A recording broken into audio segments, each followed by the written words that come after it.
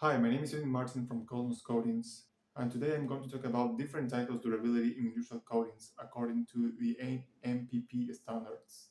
In industrial coatings, durability is a fundamental concept, and AMPP classify it into different types that help technicians make informed decisions.